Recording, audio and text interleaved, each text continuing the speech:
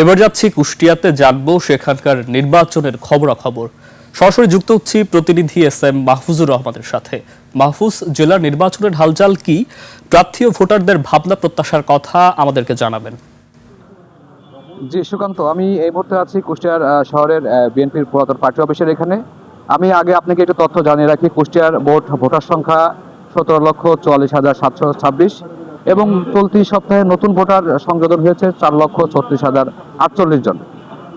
এখন পর্যন্ত প্রার্থীরা তাদের আনুষ্ঠানিকভাবে ভোটের প্রচার প্রচারণা শুরু না করলেও প্রার্থীর যারা কর্মী রয়েছেন তারা বিভিন্ন কৌশলে প্রার্থীদের কাছে যাচ্ছেন এবং ভোট ভিক্ষা করছেন।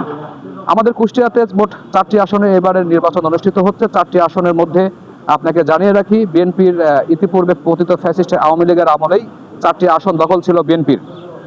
তো সেক্ষেত্রে আমাদের এই মুহূর্তে এখন কুষ্টিয়ায় আলোচনা কেন্দ্রবিন্দুতে রয়েছে জামাত, বিএনপি সহ আলোচনা কেন্দ্রতে রয়েছেন। আমরা জামাত তার বিভিন্ন কৌশলের মাধ্যমে প্রার্থীদের কাছে ভোট চাচ্ছেন এবং তারা যে 4টি আসন রয়েছেন সেই 4টি আসনও তারা দখল নেওয়ার চেষ্টা করছেন।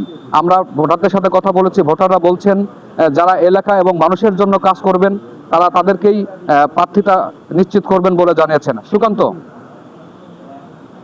ধন্যবাদ এস.এফ. মাহফুজুর রহমান।